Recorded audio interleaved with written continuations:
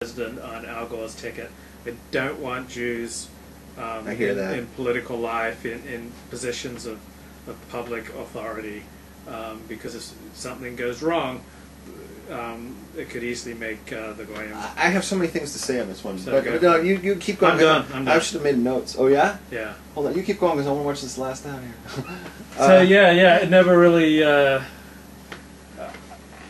haven't thought that way, but then I don't have the. I wasn't raised Jewish, so the last strike. it never occurred to me to think this way because I was never grew up as a member of a persecuted people. I've never experienced anti-Semitism, and so it's a whole different mindset. Which point do I want to talk about first? You talked about the harem part. Yeah, and I wanted the to talk about Ashkenazim seem much more likely to be people in harem. I know every Ashkenaz in the world, right, will turn around and call somebody else an Apikuros. Yeah. Forget just the harem part, Yeah. right? But Yeah. like you're a heretic, and you're a heretic, and they'll make these kind of things, and you'll see it all over the internet, and like all these banning letters and all. Yeah. And it's always it's going to be Ashkenazi rabbis, right? Yeah. And it's always going to be Ashkenazi people screaming because no Ashkenazi has a problem with that. Yeah. It's very rare. It's over. The Giants won the World Series. But it's very rare when look at him. When a Sephardi rabbi, when a lot of Sephardi rabbis will get together and start calling people heretics. Yeah. And I've noticed that online that when there's a Sfard in a chat room or there's a Sfard in a whatever it is, Yeah. they'll be very slow. They'll bend over backwards to avoid calling somebody a heretic. Yeah. They will say things like, when they're dealing with somebody who's got obviously posting heresy, right? Yeah. I have seen them go something like, well, then according to your Masorah, that must be the way it is. But according to our Masorah, that would be a Avodah Zorah. Right. But they won't say that you're doing a Avodah Zorah. Yeah. They'll give them like, according to your Masorah, that must be what you're following. And everybody's like good with that, and then they do the kumbaya. See what I mean? So it's like, whoa, it's a whole different way. And there's no reform and conservative in Sephardic Jewry. No, it really isn't. So they kept traditional Judaism, but they did it with a big tent, so anyone's welcome. While the Ashkenazim divided up into many different strands of traditional Judaism, to conservative Judaism, to Reform Judaism, Reconstructionist Judaism, and other varieties of Judaism. Right, because in the Ashkenazi world, it's like you need two shuls for one guy. Yeah. You got to have the shul you don't go to, right? Yeah. By the way, I wanted to speak to the point where you said that the Sephardi has no problem riding his motorbike or something to shul on Shabbos. Yeah. I saw that. I spent a week in a Moroccan neighborhood in Montreal. I was in a Moroccan shul for a week, right? Yeah. And during Pesach, and it was like Yom Tov every day, and these people would daven all day long, and then they would all drive home. And I was like, what? Yeah. No problem. No Yeah. problem. Yeah. It's like, that's not a problem. I was at the community in Brisbane. Seemed like an Ashkenazi community, but there are only 2,000 Jews in Brisbane. 4 synagogues, I think 3 were Orthodox. And I was at this Orthodox synagogue, and everybody but the rabbi drove there. Oh, this shul, they kicked the rabbi out. Nobody want to hear. Okay, then the last thing that you brought up right before I went to the World Series, when we flipped the channel already, was you brought up your final point was something about, you were talking about, do you remember what it was? And I said, oh, I want to talk to that. Do you remember what that was? Well, the Ashkenazim is schismatic. No, that was at the beginning. The Sephardim embrace everybody.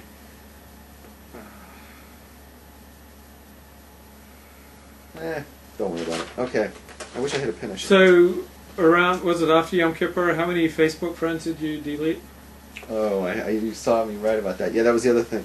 I don't remember how many it was, to be honest, but, it's like some people, they get off on how many friends they have. Mm-hmm. Oh, look at me, I've got 900 friends or whatever, right? Mm-hmm. You know what I get off on? How many people on Facebook I block. I have more people blocked than most people have friends. How many people do you have blocked? Hundreds. That's right, because whenever you get a negative Like a nasty comment, you just block the person. Yeah, if I go on somebody's wall and I'm starting to talk about something, and some moron comes on and starts arguing with me, and it's just like, I can't take it anymore, I just block them. You know, because it's usually not somebody not even friends with. You know, I say, now that you can't see me, I feel my day goes a lot better. So, you know, it's like, that's how I am. I'm the kind of person that, like, I have no problem blocking you. You're gone. You don't exist. You know, it's either on your Rabbs team or you don't exist. And I use Facebook. I've blocked hundreds of people, literally hundreds of people. And delete. I have no problem deleting people every day because you understand the way it works with me on Facebook to begin with. I don't know who these people are.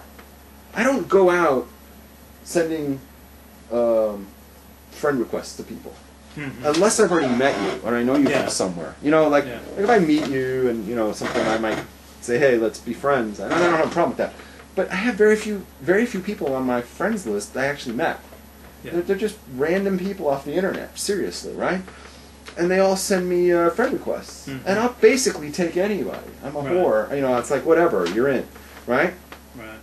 And then, you know, if they screw up their privileges, they're out.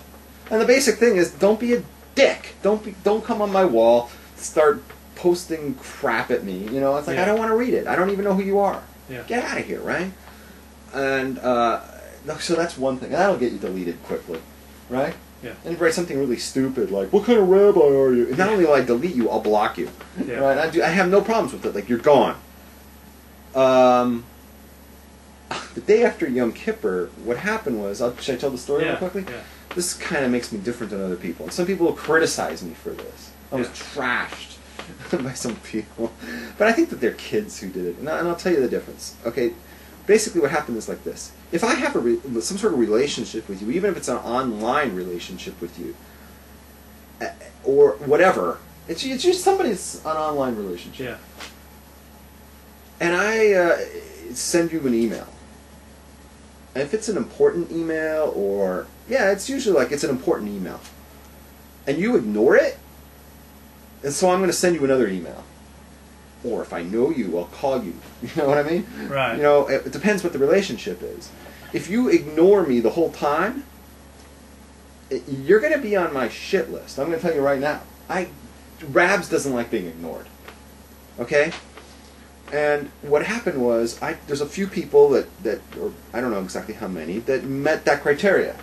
You know, and you asked me like what the definition of who they were or whatever. Like there was one woman who I was like talking with. Yeah, and you invited her to the wedding with you. I invited her to the wedding with me at one point, and you know, she turned that down, and I wanted to go date her, and I was willing to fly, and you know, and I had like all these things set up, and I was, you know, and she, you know, whatever, and she stopped talking to me. Yeah. Right? I said like the ball is in your court, and I never heard from her again. Yeah. Gone. Right? She's gone. Let's see. God, I don't even remember all the people at this point, but I remember that one. About half a dozen people? At least. Yeah. Oh, there was another one like that. There was one woman. She was on Facebook, and she announced that she was Jewish and she doesn't want kids. Right.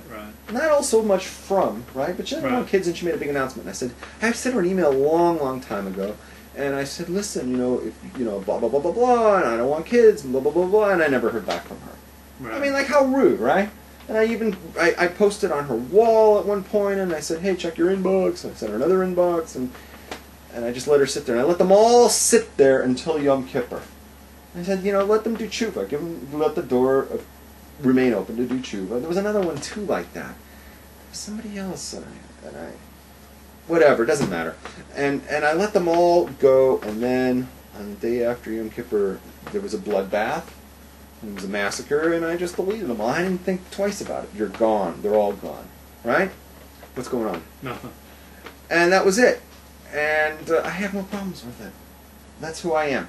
You know, I got some people, like they read that, and they like got upset, and they go, what kind of business is that? And I realized too, they're probably all like 14, 15, 16-year-olds who wrote that. Because in their immature mind, you know, it's like, whatever, I'm a procrastinator, I don't write people back, whatever. And then, you know, it's like a maturity level. When you get to be a little more mature in this world, when someone writes you an email right? And you're supposed to be their friend. The way it works is you respond to it, right? And if you don't, that's like telling the